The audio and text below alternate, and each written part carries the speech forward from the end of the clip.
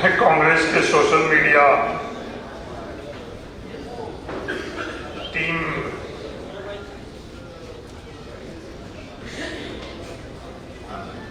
तो सबसे पहले तो मैं मध्य प्रदेश की टीम को बहुत बहुत बधाई देना चाहता हूँ कि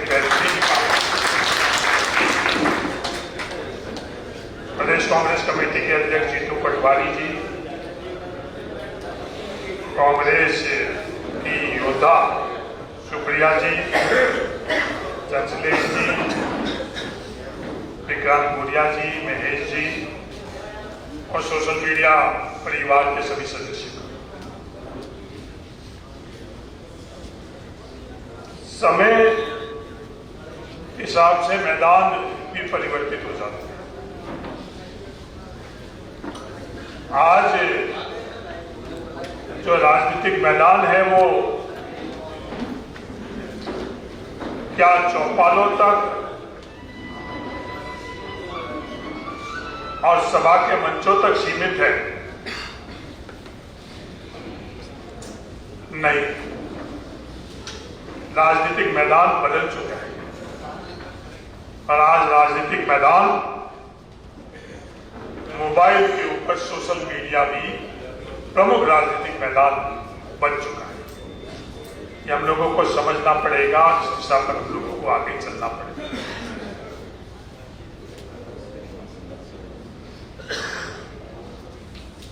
सोशल मीडिया अब विकल्प नहीं रहा।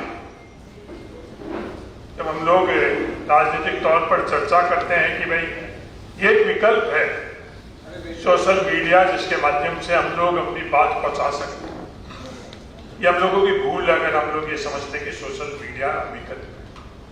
आज सोशल मीडिया हम लोगों के लिए राजनीतिक तौर पर आवश्यकता है। सोशल मीडिया के माध्यम से हम राजनीतिक मैदान में मजबूती से अपनी बात रख सकते हैं।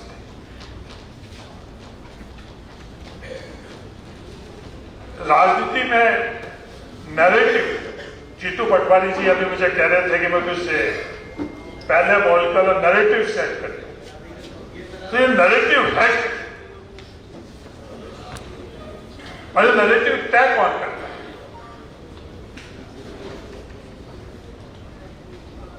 मेरे से ज्यादा आप लोग जानते हो कि नैरेटिव तय कैसे होता है। क्या सिर्फ पोस्ट के माध्यम से ये नैरेटिव तय होगा? नहीं, हम लोग जो कुछ भी दिखा रहे हैं वो तथ्यात्मक होना चाहिए और सकारात्मक होना चाहिए, जब जाकर हम लोग नैरेटिव सेट करें। भारतीय जनता पार्टी तो राजनीतिक दल है ही। राजनीतिक पार्टी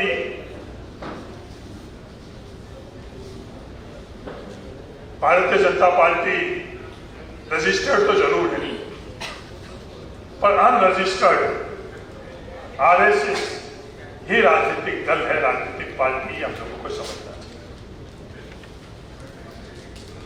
वो कायल लोग हैं, वो संविधान को नहीं मानने वाले लोग हैं, उनका जो मंशा है वो शुद्ध नहीं है, इसलिए जो कर रहे हैं वो देश के अंदर संवैधानिक व्यवस्थाओं के माध्यम से नहीं आ रहे।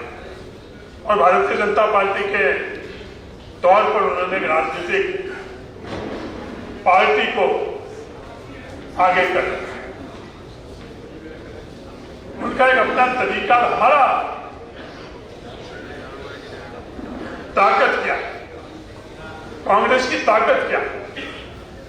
कांग्रेस की ताकत है कांग्रेस की विचार और सत्य।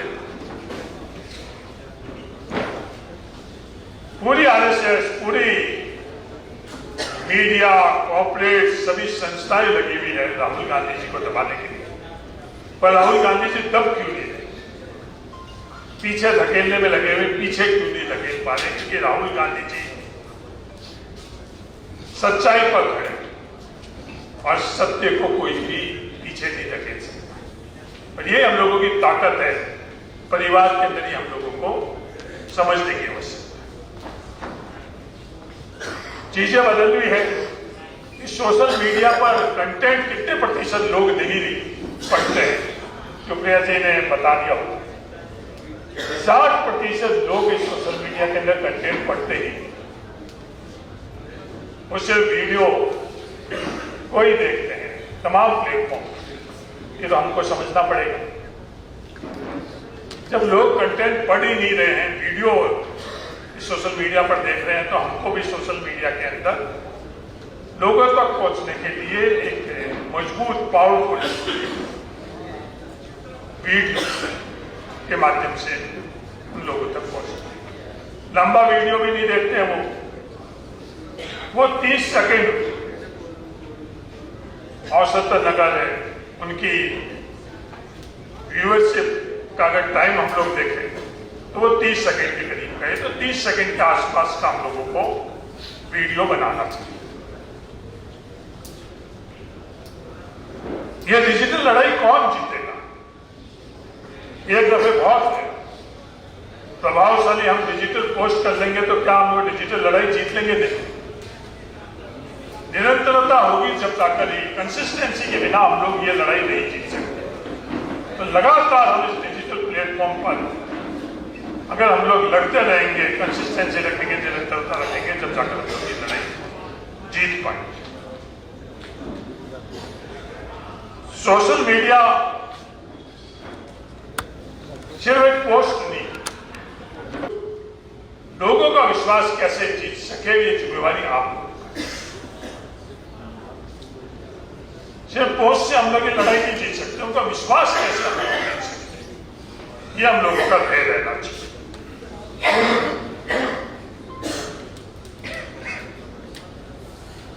भारतीय जनता पार्टी वाले बहुत शोर मचाते हैं,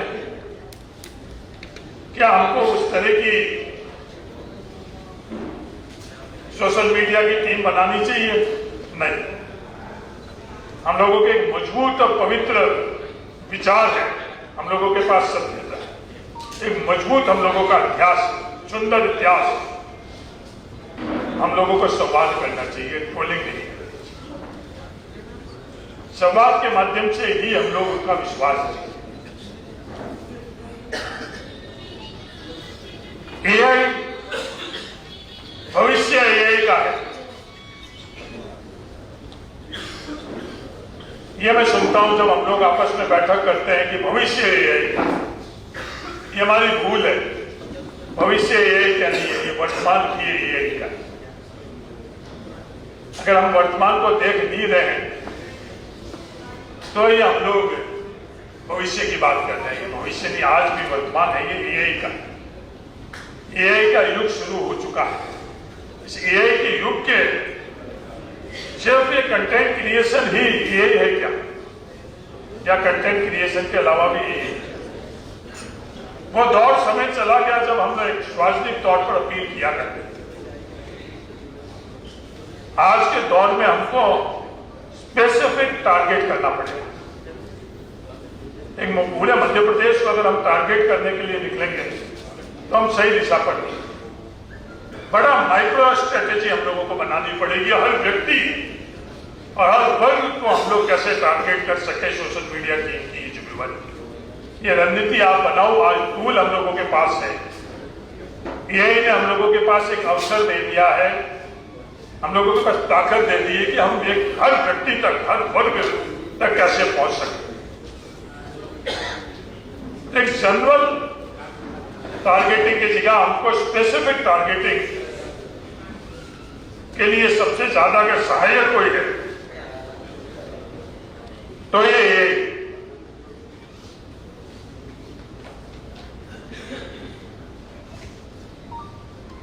कौन से क्षेत्र में कौन सा मुद्दा है, ये एआई के माध्यम से हम लोगों को पता चल सके। अब मुझे जीतू पटवारी जी से समझने की आवश्यकता नहीं कि मध्य प्रदेश के अंदर क्या विषय चल रहा है। सुप्रिया जी दिल्ली में इंदिरा भवन में बैठकर हमें बता सकती है एआई टूल के माध्यम से कि मध्य प्रदेश में इस जिले के अंदर ये मुद्दा आज के समय में सबसे प्रभावी है। हरीश चौधरी जी प्रभारी के तौर पर आपको उस मुद्दे पर काम करना चाहिए। ये एआई हमको टूल के माध्यम से हमको अवसर दे रही है, हमको समझने की आवश्यकता है। क्षेत्र विशेष के अंदर क्या मुद्दा है, एआई के माध्यम से हम लोगों को आकर्षित करते हैं। युवा किस मुद्दे पर आकर्षित है? महेश जी ने भी बोला कि सोशल मीडिया के ये योद्धा है, इनको अवसर दो, इनको मान सम्मान रखो। क्या सोशल मीडिया के ये योद्धा इससे आकर्षित होंगे? मेरा मानना नहीं। वो दौर चला गया जब भाषण के अंदर किसी को हम बातों से उसको टारगेट करते हैं। अब किस के माध्यम से हम लोग टारगेट करें, ये समझने का हमको अवसर यही है। ये आपको इस अवसर को भी समझना पड़ेगा अपने अपने क्षेत्र में हर वर्ग। किसान, बहुत बात चल रही है किसान, पर किसान किससे प्रभावित हो रहा है? क्या किसान सिर्फ कृषि से ही प्रभावित हो रहा है या किसान का नौजवान किसी और से प्रभावित हो रहा है? अगर अध्ययन आपको करना तो एआई के माध्यम से आप अध्ययन करो। एक अध्ययन बता रहा है कि किसान का नौजवान परिवार का सदस्य आज कृषि से नहीं जुड़ना चाह रहा, वह खेत से नहीं जुड़ना चाह रहा है। जो उसको खेती से आमदनी मिल रही है, उसकी आधी आमदनी भी किसी और क्षेत्र के अंदर मिल रही है, तो उसको उस दिशा में वो चाह रहा है। तो किसान किससे प्रभावित हो रहा है, उसकी सोच विचारधारा क्या है, वो आपको समझने के लिए एआई एक अवसर दे। हम लोगों के माध्यम से जो हम तथाकथित किसान परिवार में पैदा हो गए हैं, उससे किसानों को आप लोग नहीं समझो। ये एआई के टूल के माध्यम से किसानों को समझो। ये मेरे परिवार के तौर पर आप सब लोगों को सलाह कि किसानों के बच्चों के पास आज सोशल मीडिया, मोबाइल के माध्यम से वो उसके ऊपर है, उनकी सोच क्या है, वो किससे प्रभावित होते हैं, उसका अध्ययन कर उस तरह की रणनीति बनाओ। चंचलेश जी, जो संगठन टेक्निक को समझेगा, जो डेटा को पढ़ेगा, जो डिजिटल अनुशासन रखेगा, वही भविष्य की राजनीति है। राहुल गांधी जी डेटा डेटा बोल रहे हैं, पर कांग्रेस के किसी नेता के जबान से मुझे ये डेटा शब्द सुनने को नहीं मिल रहा। किसी आंतरिक बैठक के अंदर हमको डेटा समझ में नहीं आ रहा। जब नरेंद्र मोदी जी देश को बेच रहे हैं, तो उसमें सबसे पहले बेच किसको रहे? ये नरेंद्र सरेंडर किसके लिए हुआ है? आज हम लोग चर्चा कर रहे हैं कि नरेंद्र सरेंडर हुए हैं किसानों के हित के लिए नहीं, हमारी अधूरी समझ। नरेंद्र सरेंडर हुए हैं डेटा, हिंदुस्तान का डेटा अमेरिका को नरेंद्र सरेंडर की कीमत पर वो डेटा दे चुके हैं। इस ट्रेड डील से यह समझने इस डेटा की ताकत क्या है और हिंदुस्तान की डेटा की क्या ताकत है। टेक्नोलॉजी नहीं है, जो डेटा है उसकी ताकत क्या है। गूगल ने जब ये अनाउंसमेंट किया कि भविष्य की मेडिकल साइंस रेटिना के ऊपर जो इनके डायग्नोसिस है वो रेटिना पर आधारित हो गया, तो उसमें सबसे ज्यादा डेटा कहां से आए थे? गूगल के पास भारत से आए थे।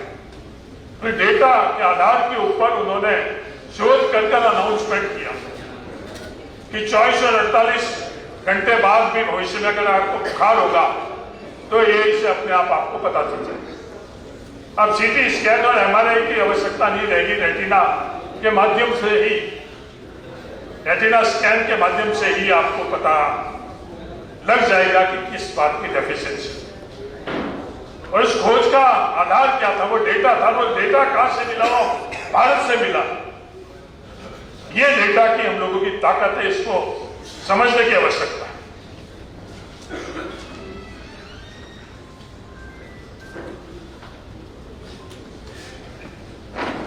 लंबी चौड़ी बातें बहुत हो सकती है, मुद्दों की बातें बहुत हो सकती है, संगठन की बातें बहुत हो सकती है, विचारधाराओं की बातें बहुत हो सकती है, पर एक मजबूत कांग्रेस की भविष्य की राजनीति का नेतृत्व करो। ये सोशल मीडिया के माध्यम से आपको अवसर मिला है, इसको पहचानो कि भविष्य की राजनीतिक मैदान बदल चुका है। जब भविष्य के राजनीतिक मैदान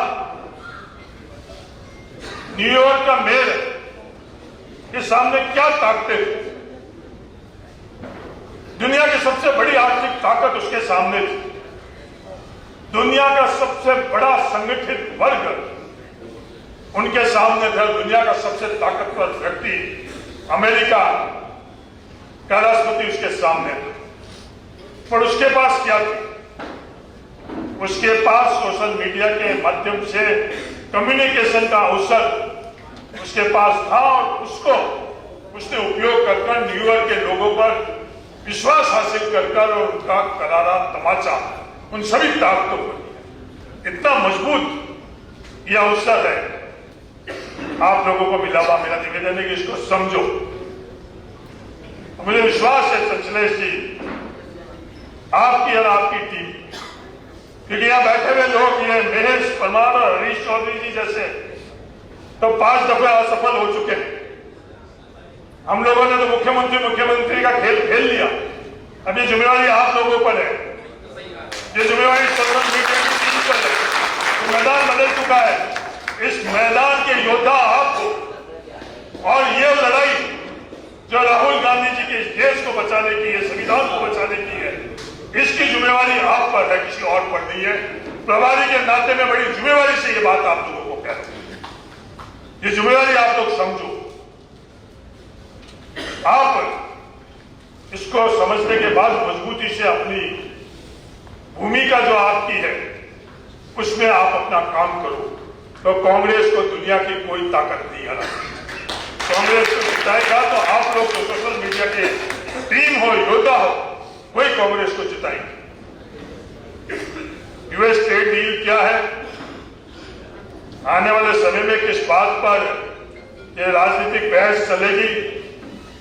आज भागीरथपुरा में दूषित पानी के इकलौता आइसोलेटेड वो घटनाक्रम थी, जब हर शहर आज मध्य प्रदेश के नागरिक को जीने का अधिकार नहीं दे रहा है, यह प्रश्न है। आज मध्य प्रदेश का कोई भी गांव मध्य प्रदेश के नागरिक को वहां जीने का अधिकार नहीं दे रहा। ये मैं कहने के लिए नहीं कह रहा हूं। आज मध्य प्रदेश में जो न्यूनतम आवश्यकता है पीने का पानी, वो 70% लोगों को, शुद्ध इंसान को पीने लायक पानी नहीं मिल रहा।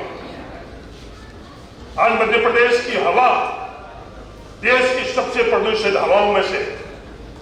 नरेगा के माध्यम से जो हम लोगों को रोजगार का अवसर मिलता था उसको भी कुचल दिया गया। कोऑपरेटिव के माध्यम से हम लोगों को आर्थिक सहयोग मिलता था, उस कोऑपरेटिव को भी खत्म कर दिया। नरेगा के माध्यम से जो विकास गांव में होना था वो खत्म हो गया। पंचायती राज को जो ताकत थी वो खत्म हो चुकी। नहीं तो गांव रहने जैसा रखा, नहीं शहर रहने जैसा रखा, नहीं अध्ययन के लिए स्कूलें रखी और अध्ययन के लिए कॉलेज और विश्वविद्यालय रखे।